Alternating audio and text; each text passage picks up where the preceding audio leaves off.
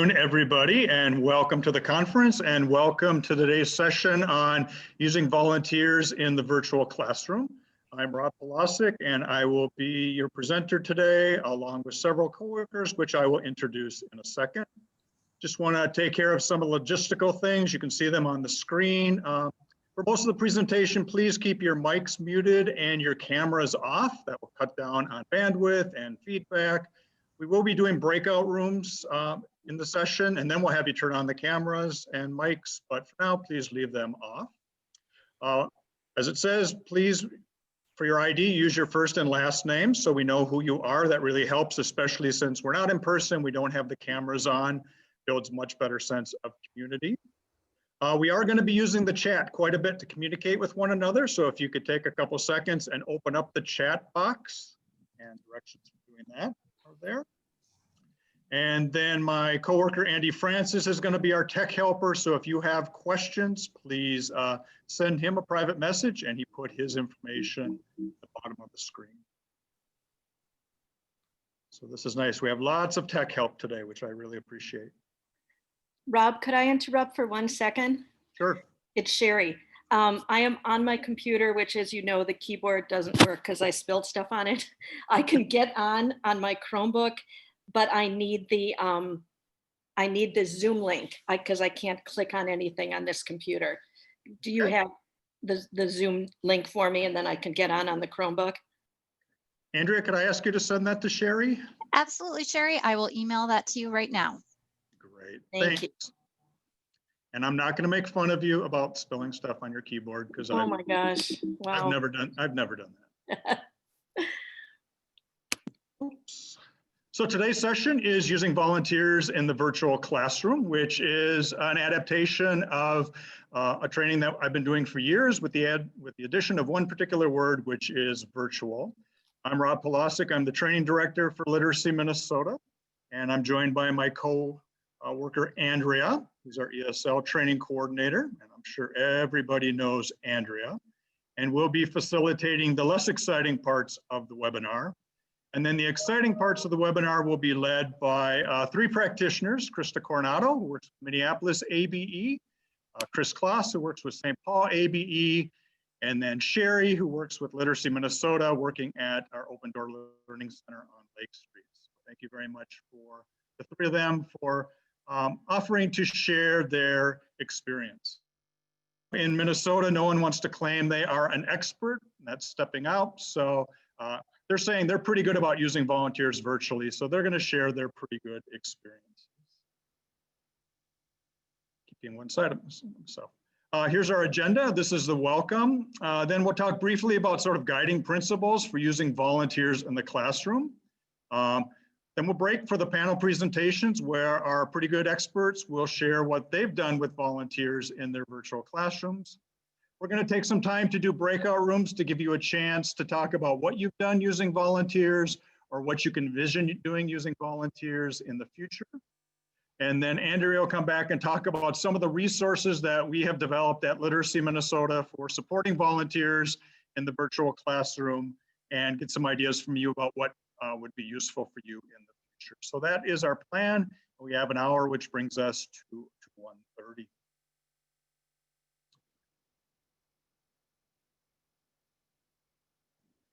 So volunteers have been using the ABE classroom for a long, long time. Obviously, people have been helping their family members, their neighbors with English, with reading, with those basic skills forever. My great-great-grandmother, Caroline, came over in 1907, and she had a volunteer from her church come and sit at the dining room table and help her with English, which my grandmother shared. That's a beautiful connection for me.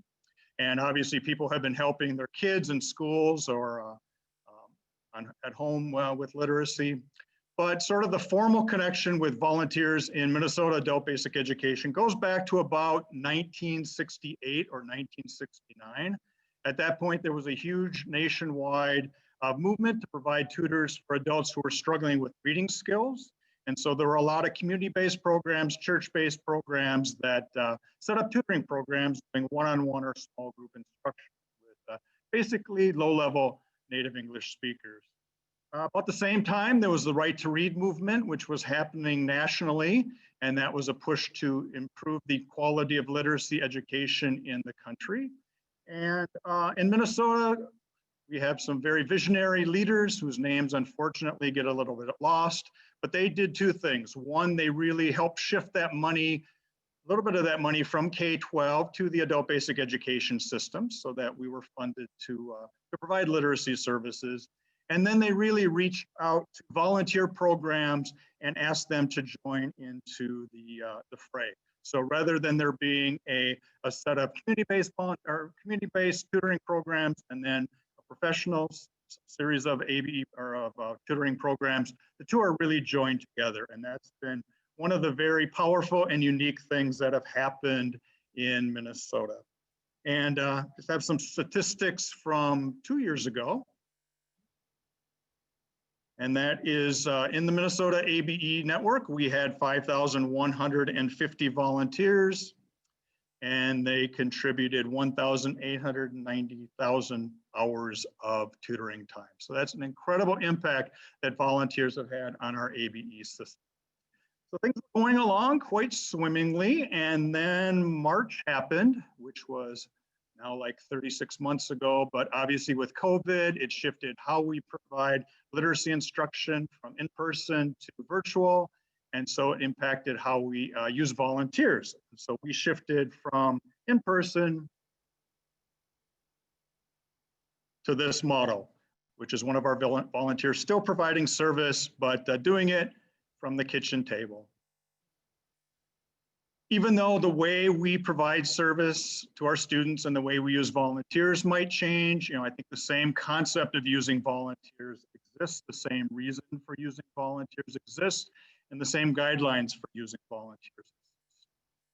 Why use volunteers? Well, from a big picture perspective, certainly providing opportunities for people in our community to help others in their community is very powerful. I know that many people in the ABE field, including myself, started as volunteers. A lot of people at the Department of Education started as volunteers. If you started your career in adult education as a volunteer, go ahead and type that out in the chat box so we know who came through us through the volunteer network. So we can see how that is, if anybody. Kris, cool. One thing we hear from volunteers all the time is, thank you for allowing me to use a part of my brain or a part of my heart or a part of my soul that I don't get to use during the regular days. That's one big reason to use volunteers. Another reason is to really build that connection between our programs and the community. Our volunteers are incredible allies for us, providing support and support for our programs and our learners. And I don't think we can underestimate that. So inviting them to come into our programs is really valuable. But I think that, from a teacher's perspective, I know teachers are incredibly practical. Looking at volunteers is a sort of matter of what do I want to do?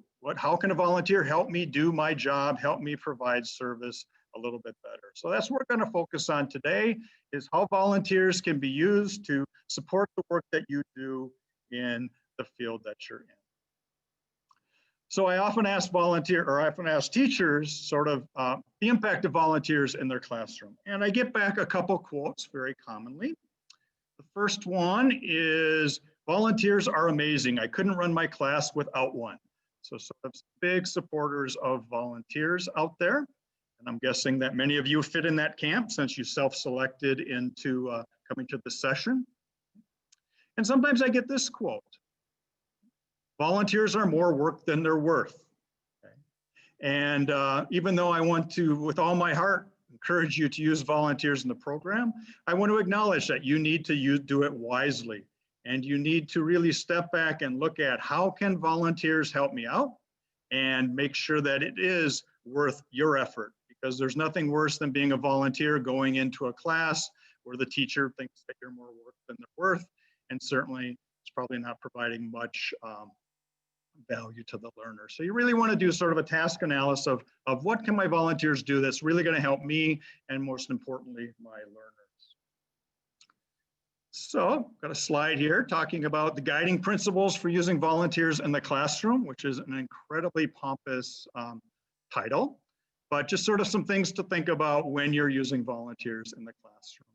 And the first one is thinking about, what am I unable to do right now that I would like to do? How could I serve my students better in a way that I'm not doing it right now? And if you are in a class where everything is running brilliantly and all the student needs are being met and attendance is perfect and you're having great outcomes from all of your students, please don't change anything. And please volunteer to lead a session at Summer Institute or the spring conference, because we'd really like to learn how you're doing it.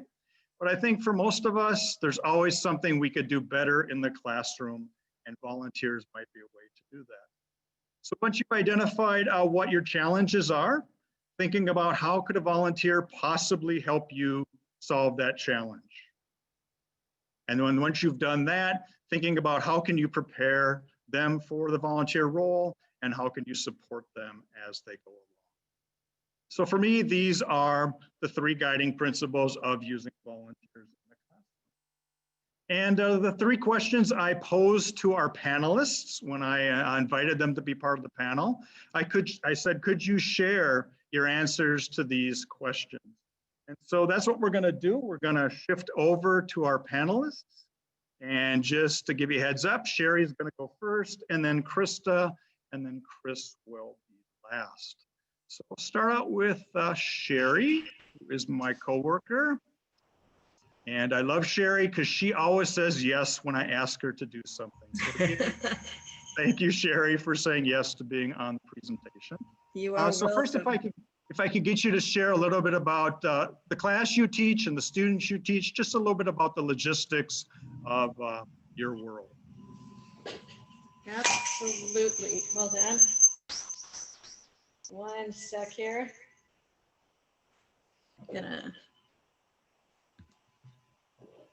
Okay, can you hear me and see me okay? Ken. Okay, thank you. Thank you for asking me to be, is there an echo? Nope, you're good. Okay. There's an echo here on my side, but I'm going to deal with it. First of all, I'm realizing as you're getting started that I somehow thought that what you were asking was how I'm using volunteers in my online class, in my Zoom class. But it's okay because the key is I'm using them the exact same way as I use them in my regular class, so this stuff will still apply. What was your question just now? Just tell us about your class, who you serve, how your class is set up. I teach low beginning, pre-beginning, low beginning, adult ESL. I, until March, was teaching in person 4 mornings a week for 3 hours each. I am now teaching a 2-hour Zoom class 4 days a week. I have the same volunteers that I had in my classroom. They all, as soon as we went into shutdown, they all said, whatever you need, we're in for. So that's what we're doing. They're all with me in my class. On different. And on a scale of 1 to 10, how techy are you, with 10 being not spilling stuff on my keyboard? You know, I think before this, this is interesting because I think I would have said I'm like a 2 or a 1 because I'm, you know, in that baby boomer generation. But if there's one thing this has taught me, I'm really okay. I'm really more like maybe a 7. I think we know more than we thought we knew when necessity is the mother of invention. So much better now. I think that's true. And I think that's true of our volunteers as well. I think some of our volunteers who are petrified by technology were willing to learn it because they so much wanted to help our learners be successful. So that's been very moving to me. Very true. So I posed the questions to you. What were your challenges? And then how did volunteers solve those challenges? So I put on the screen what you responded. You can go ahead and talk about both of them in turn. So the first example and then the second example. Share your experiences. I could, but if you look at this, you'll notice that my challenges in the class I'm teaching now are the same as they were. You know, crowded classrooms, students with irregular attendance, things like that. And for me, the solution is always the same. The solution is volunteers in small groups. So I needed to learn, how do I take that from my classroom into Zoom? And of course, in the classroom, you can just walk around and you can say, okay, these two students are falling behind.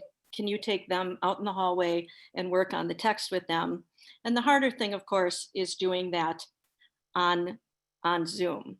So I will say that as soon as this happened, Literacy Minnesota was so generous in giving us some time to pull our ideas together. So I started out just with WhatsApp, sending out pictures on WhatsApp to my class and initiating discussion. My volunteers were in the chat group and they would be on there constantly talking, responding back to the students. And I think even more than the English component, my students knew at that point that we were all in this with them and that we were not going to abandon them. I was here, the volunteers were here, and they were, I mean, I had to put a little limit because I was getting, the WhatsApp was going into like midnight, 1 a.m. It's like, no, we're going to stop at 8 o'clock. But what that told us, my volunteers, myself, is my students were craving community. That's, they wanted to learn English, but they were also craving community. So that's when we moved into Zoom, and I worked, I took those few weeks or maybe 6 weeks before we got started having weekly meetings on Zoom with my volunteers. It was new to all of us, and we just learned together. We practiced sharing our screen, making them co-host. We practiced doing breakout rooms. We just practiced all of that until we got comfortable. And then once we started the class, it was great. I had maybe 3 or 4 students and 2 volunteers a day. Now I have 3, I've actually added some. And I would put 1 student with 1 volunteer just so they could get used to it. And then I, as the host, could pop into the rooms and help them with whatever they needed help with. So that was great. So we did that. And then gradually the class built up. And now it's, like between 11 and 13 students a day. And I have generally 3 volunteers a day. And so one of the things I would recommend is structure. The class is structured so there are large groups, small groups, large groups, small groups.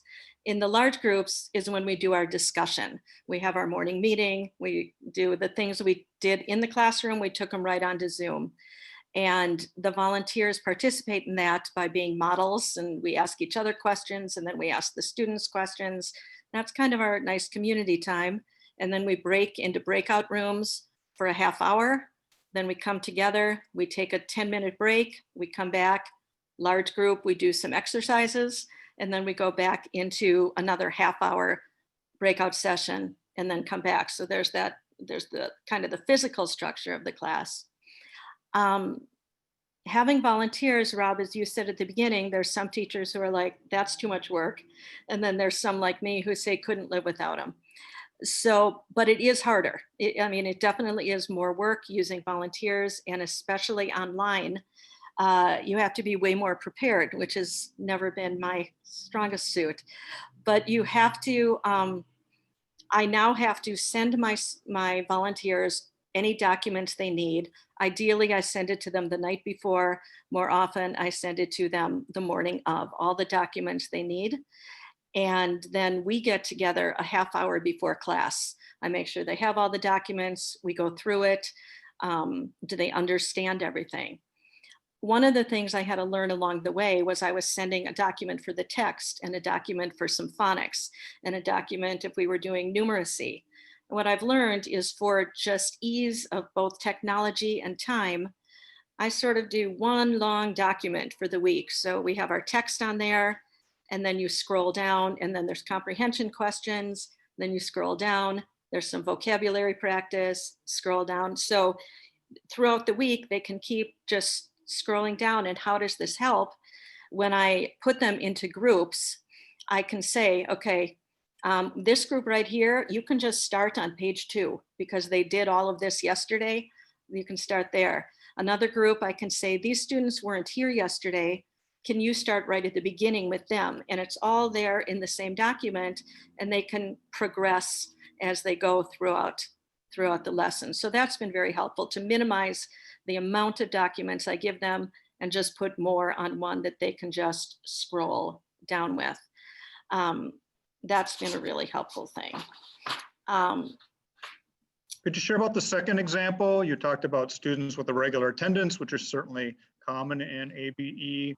How have you been using volunteers to solve that challenge? Well, what I'll do, so what I usually do, and I'll just throw this in there too, because I know people are always looking for ideas.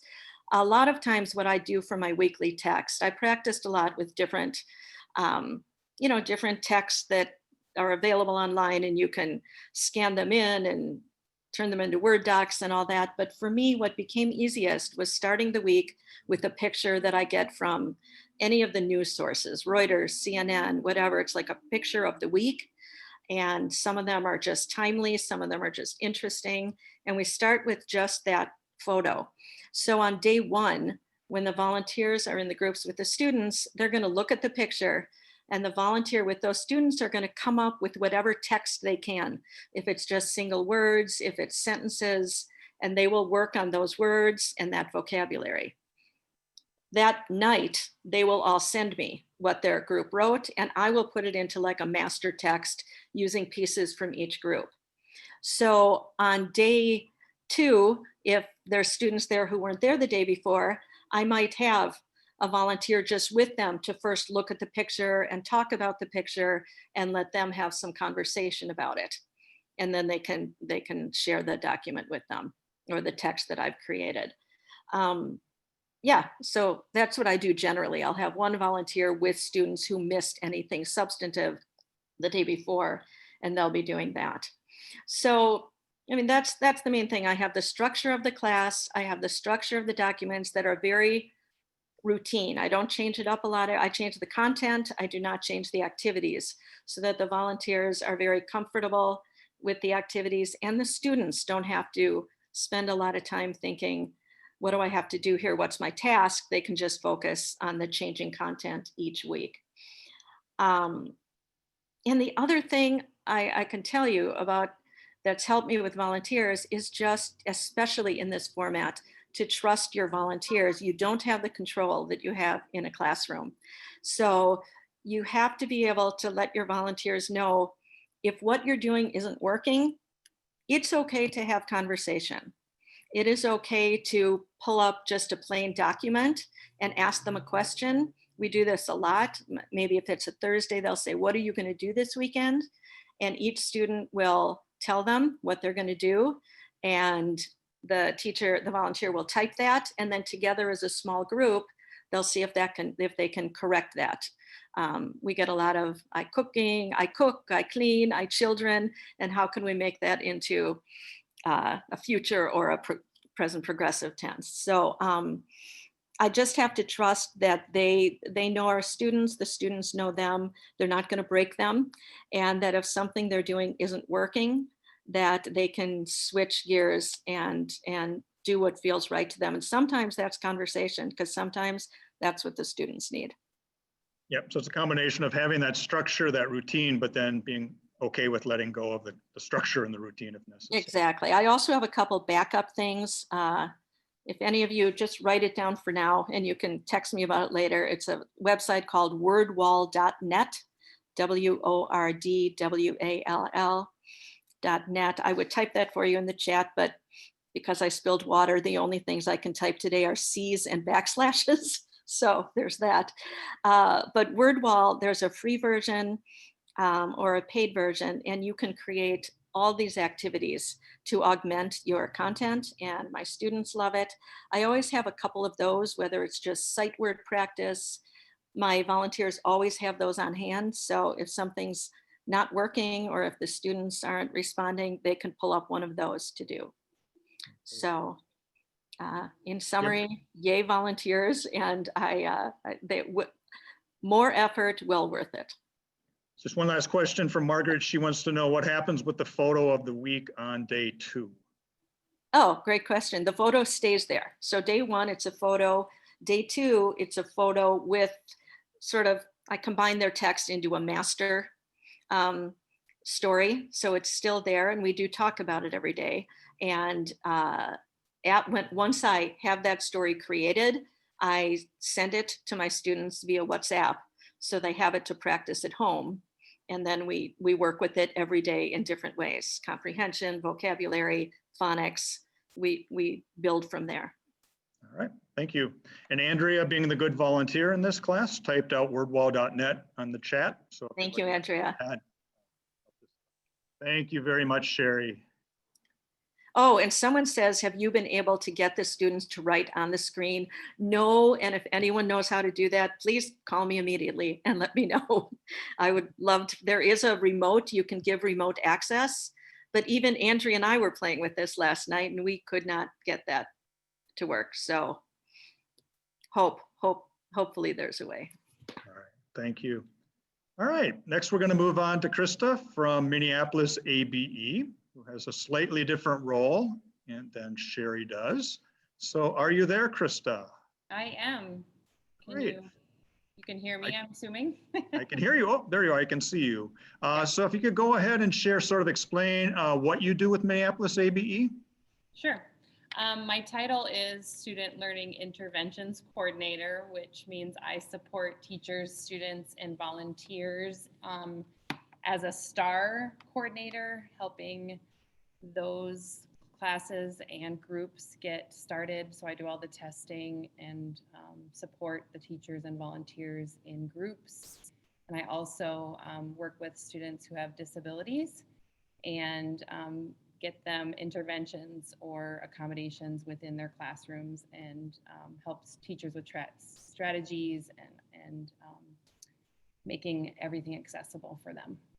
So you're not actually a teacher, but you see how important volunteers are in order to serve the students. Yes. Sure. Still always a teacher at heart, but I'm in a support role currently. Yeah, all right, great. So I'm going to put on the screen your responses to the challenge and solutions. So you can go ahead. One's pretty general and similar to what Sheri shared, and then one's very specific. So go ahead and talk about those. Yep. So like everyone else, we were trying to figure out the best way to reach students, which platform would work. And we were already using Schoology for many of our needs. And so we use Schoology as our online platform. We do not use Zoom or Google products at all. And if you don't know about Schoology, it has a lot of cool things you can do. And we meet with students in conferences. And so all the students have access to the classes. They get live teaching every single day. We have a few asynchronous classes, but not many. And so we felt the need to be able to meet students' needs, especially in math and for the STAR reading groups. And so right away in August, we started planning how we were going to be able to use our volunteers to meet those needs. And so one of our wonderful math teachers, Jethra, has been using volunteers, I think, since April, even maybe the end of March. Her volunteers jumped in right away, wanted to learn Schoology conferencing, and are currently and even then meeting with students, mainly one-on-one. Some meet with others, but they set up the conferences themselves. The students know to go directly into those conferences where they can, the volunteers are sharing their screen, PDFs, they're able to annotate on the screen, they're able to write on our screen in Schoology Big Blue button. So that's really helpful. So then when we started thinking about STAR reading groups this year, we had 15 volunteers who wanted to come back. And so we've been able to train them. They were very willing and able. They had to learn a new thing because it's not Zoom or Google. We trained them actually this week, and they're able and ready to lead groups. We had our first STAR reading groups for fluency from 9:30 to 10:30 this morning. I've heard it went really well. All those volunteers were trained and uploaded and ready to go this morning. So I'm glad that helped. So they're meeting outside of the class. So they're not helping in the classroom, but they're providing additional instruction outside of the classroom? Outside the classroom. And so because of the way our Schoology works, the platform that we've chosen, they have to go into Schoology classes and set up basically their own class where the student can go in and out of, so they can show up for the reading class, and then at 9:30 everybody leaves that class and enters their own reading group, which is another class. And so we didn't want to try anything else that was confusing. We want to use Schoology to the best capabilities it can. So that's a nice model, using volunteers not just to help out in the class, but to provide additional support. Yep. So, again, so yeah, there's the math small groups, and we're also using those in breakout rooms. Schoology has that capability. We're just starting that, where the volunteers are in the class and then they leave for a certain amount of time doing small group work too. But we've mostly trained volunteers to set up their own conferences and meet with students in those small groups. Somebody asked what training resources you use to help them use Schoology. So what's been useful for you? Me and our tech person, which she's amazing. If you know Heather Indelicato, now Heather Yee. So her and I, and along with the teachers, we had them all enter a conference. We actually used that program to be able to show them all the things in Schoology. We wrote and sent videos. We have a ton of videos that we've used and sent out to teachers, volunteers, and students so that they know exactly how to get into all the things they need. So yeah, I mean, sorry, I can't see the chat, but if you would like, you could email me and we could chat about some of those resources that we've already developed. Great. And then you gave a second example, sort of a very specific example of how volunteers can be used to support students who have special needs. Yep. And just like Sheri was saying, these are all things we were already doing in our normal classrooms. And so we wanted to be able to still serve and create access for our blind and visually impaired students. And most of them, specifically the blind students, aren't able to use the computer in conferences. And so we've had volunteers, those same volunteers who would come in and do readings with them are doing it over the phone. And Romana, who does all our brailing and gets those materials to those students, she mails them out. Some people can come and pick up, but mostly she's mailing out the braille materials, and those volunteers are either calling or depending on the student, if they want to try to use Google or Zoom or those kind of things. Great. Thank you so much for sharing your experiences, Krista. Really appreciate that. One other thing is they're recording their voices. And so we have access to that for everyone, which is so great for the text for students. And so some students can just decide to listen to it, even if they're not blind or visually impaired. So that's been a good resource too. Yeah, that's great. I think about, again, as all these things that we did 30 years ago using volunteers still apply in the virtual environment. So yeah, thank like you. sending the tape deck, with readings on it. Yep. Yep. All right. Our last panelist moving across the river is Kris Klas, and she's working with Minneapolis. They're working with Minneapolis or St. Paul APE, excuse me. So are you there, Kris? I am here, and I was with Minneapolis last year, so. That gives me a reason to be confused. So I appreciate that. I appreciate that out. Thank you very much. Do you want to just quickly describe what you do at St. Paul? Yeah, this fall I am teaching a GED math and science class, and I am doing some ELL push-ins where I go to a virtual class with ESL teachers, and I do a math or a numeracy lesson with their students. And in the spring, I was teaching an introduction to small business class virtually as well. And so some of these practices sort of developed even in the spring, and then I've been able to expand on them in the fall. Okay. Kris is a famous early adopter, and certainly you've been an early adopter with moving to the virtual environment. So that's exciting. When I asked you the question about challenges and solutions, yours were very specific to sort of the virtual environment, which is why yes. last. So I put 3 of them on the screen. So if you want to talk about those, that would be great. Sure. Yeah, we started off in Zoom in the spring, and Zoom is such a powerful program, and there's just so many things available. And then the district is a Google Suite district, and so we had to swap. And in the fall, Google had not yet added all of their updates.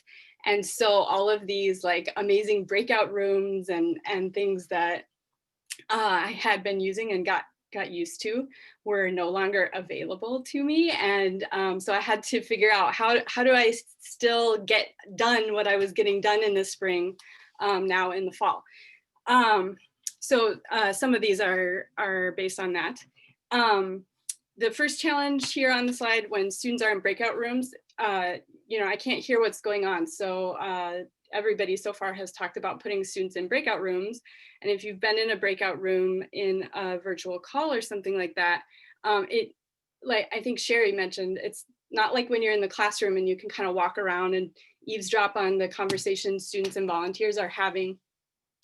You're in a room by yourself and there's no sound, and you have to join the specific breakout rooms that you want to hear what is going on in.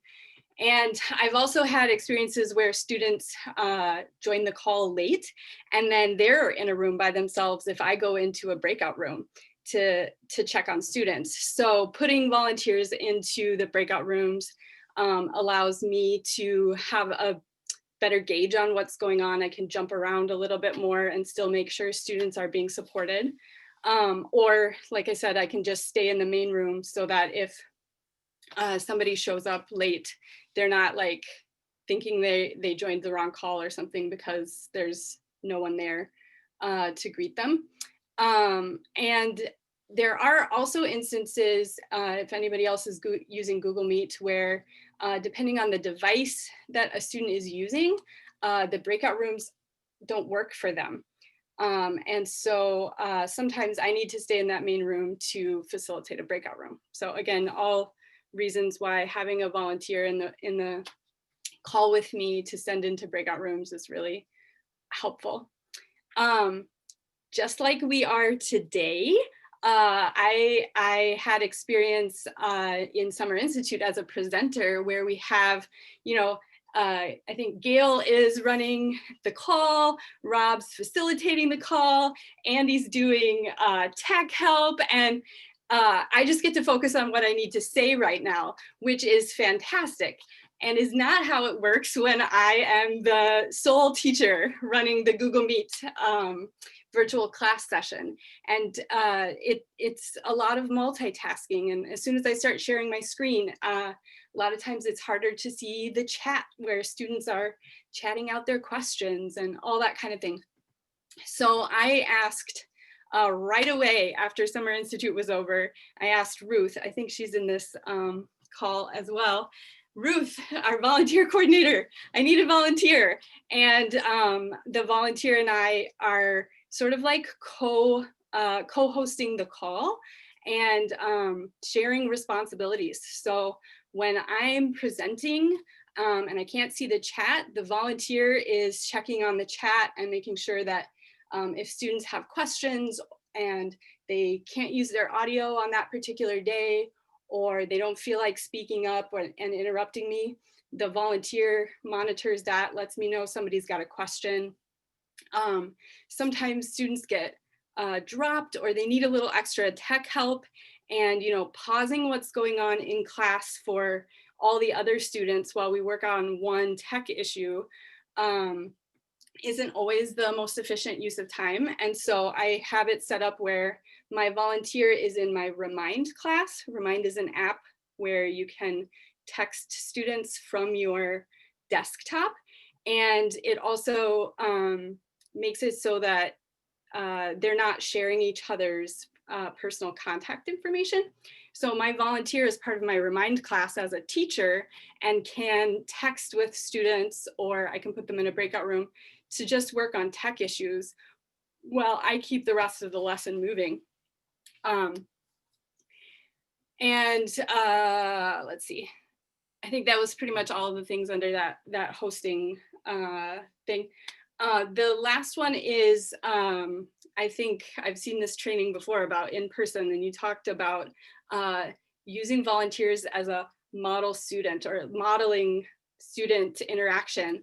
And I really took that back to my classroom when I was teaching pre-beginning ESL, but it's even more helpful in this new virtual environment where people sometimes don't feel comfortable. There's a lot of like silent airtime, and it takes a lot of wait time in order to make sure that everybody heard your question, turned their microphone on, or maybe they're typing their response and things like that. And so students can be a little reluctant to chime in. And so having that volunteer sort of break the silence and get people talking is really helpful. And also the volunteer can act as a sounding board for when I'm trying new tech stuff. And I'm like not 100% sure if how it looks on the volunteer's end.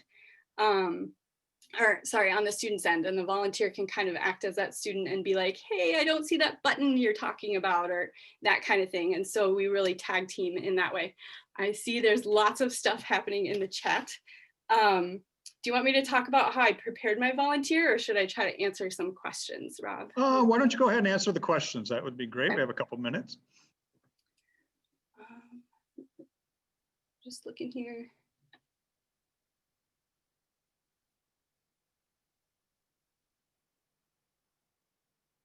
Okay, so there's a question directly to me about using the breakout rooms to guide discussion and activities, like how they see the document or something to help them. That, you know, works differently depending on the different platform that you're using. I use Jamboard a ton with Google Meet. And so a lot of times what I'll do is I will have the work that they're doing, the discussion prompt or activity or whatever in Jamboard. And I make multiple Jamboard slides that are duplicates of each other. And then I put a sticky note on each of those that say which breakout room is working on that slide. And so my students know to go find the slide that has their breakout room on it and go from there. Yeah, Carlin mentioned that you have to download Google Meet. So that's a step in there. Margaret, yes, I do use the chat function quite a bit in online class. I think that's kind of essential in order to keep class interactive. If your students don't know how to use any other tools, knowing how to use the chat function is really important. Great. Yeah. So many questions. Again, thank you for being the early adapter and doing the jumping in and helping us all figure it out. All right, so we have made you listen for 45 minutes, which I know for educators is absolutely cruel. So we want to break into breakout rooms to give you a chance to talk to one another and share your own expertise, which has been popping up in the chat room. So we're going to do some short breakout rooms. Looks like we have about 10 minutes. And when we put you in the breakout rooms, just 3 questions. Again, this questions I asked the panelists. What is your virtual classroom challenge you're having right now? And how might you use volunteers to solve the challenge? And then what kind of training and support would they need? So as Kris was saying, it's great. I can only have to be the facilitator. Now I can magically tell somebody to put people into breakout rooms, and we'll come back in about 10 minutes. Recording, and I'm putting them in the breakout rooms right now, Rob. Thank you.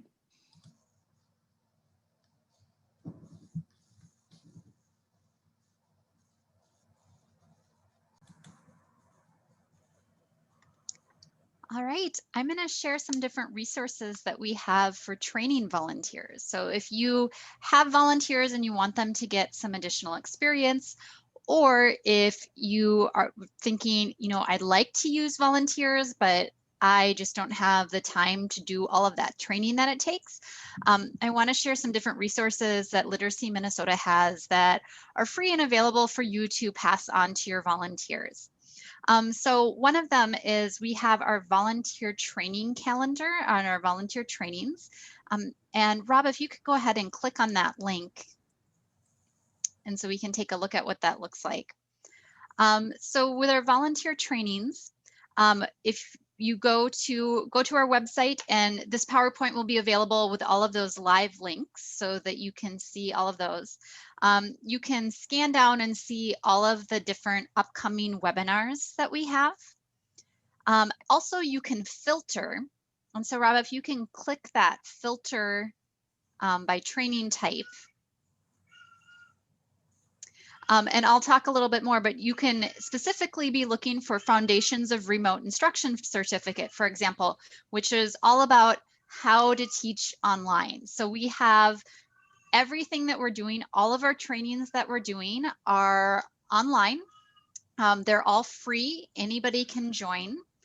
And there is just a ton of stuff out there. Like, for example, next week, I'm going to be doing one on teaching literacy level students. So people who are doing small group or one-on-one tutoring with literacy level students who are learning to read and write for the first time in their lives. So definitely send your volunteers here, check out and see what we have. See if there are things that you would be interested in sharing. And I'm definitely seeing some people who are on this call that have been in trainings with me, some teachers who have been in trainings. Rob, do you want to go to the next slide? So we do have two training certifications that are free and available for people online. One is the Foundations of Remote Instruction Certificate. So volunteers who take Remote Tutoring 101 and then 3 other remote tutoring Foundations of Remote Instruction webinars, so that would be a total of 6 hours of training, are automatically sent a certificate. So they get a certificate showing that they have completed those additional trainings. And so this means that teachers, coordinators can know that, yes, the volunteers have done a certain amount of training. They've done Remote Tutoring 101 and then 3 other remote instruction webinars. Can you go to the next slide? We also have our Social Justice Certificate program, which is similar but a little bit more intensive. So this is a 12-hour program. Volunteers who would like to get their social justice certificate need to take Racial Equity 101 and then 5 other social justice certificate classes that are marked as social justice, and they can filter for that on our training, on our website and our training. And they can definitely take their, can they take their certificate and use it in other programs? Absolutely. So this is a certificate that they'll have, and I think the next slide shows what it looks like, actually shows what it looks like. But the social justice certificate, particularly if programs have volunteers that you'd really like to keep them engaged, and maybe you're not able to use all of your volunteers right now, the social justice trainings are really, really excellent for it. You know, we had one on Islamophobia, and that we'll be repeating again in the spring. We've had one on ableism. I've done one on accent bias. Next week, we have one of our panelists, Kris, is going to be doing a presentation on LGBTQIA+ topics in the ABE classroom. So we're able to bring on some other people. And so this is just a fantastic way to keep people engaged and keep them thinking about topics and thinking about these really relevant, important topics for volunteers and for the students in particular.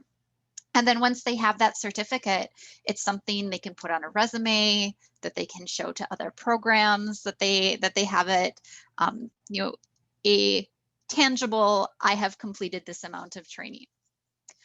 Also wanted to highlight the Educator resources that we have on our website that are all free. So Rob, if you could go ahead and click on that link, you can see what that looks like. So some of the resources that I would like to highlight, if you scroll down, we can look at our featured resources. We have ESL instructional support kits that are in speaking, phonics, citizenship, I think listening, reading comprehension, which are tons of activities that are explicitly step-by-step spelled out that you can have volunteers download those ESL instructional support kits and get ideas for activities they can do in their tutoring. We have our Teach Your Training Toolkit, which are short videos and readings of different topics, things like checking comprehension or doing error correction or feedback or limiting teacher talk for volunteers to get a little bit of in-depth ideas and in-depth instruction on different areas. And then the remote tutoring resources that we have are just great. Andy Francis, who is running our tech for us today, is working on that. So the remote tutoring resources have lots of different digital platform guides, for example, for people wondering how do I use Zoom, step-by-step guides for that. So definitely check those out. And then also, if you search by format on that website, you can search tutor tips and get lots of suggestions. All the tutor tips that Rob and I have been putting up over the past 5-6 months have all been about remote instruction. So if you search for format, search by tutor tip, you can find a ton of things. All right, next slide. All right, and so that is all I have for resources, but please, send volunteers to those trainings, check out those free resources, send those links to your volunteers. And I can't see the time, but it looks like we are about to be wrapping up.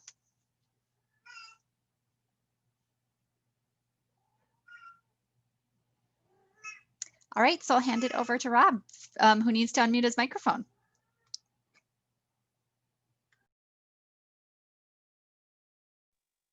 See, helps having a volunteer in class tell you how to teach. I said I've been honoring all the early adopters, the people who have figured out not only how to switch over to online instruction, but how to use volunteers. So I really appreciate all of them. Andrea's really led the charge in tutor training. So I want to express my appreciation to her. On the screen is our contact information. So please let us know what help you would need from us as we look forward to how we can support the field. We really want to hear from you. So with that, we are going to wrap it up. Thank you very much for attending today.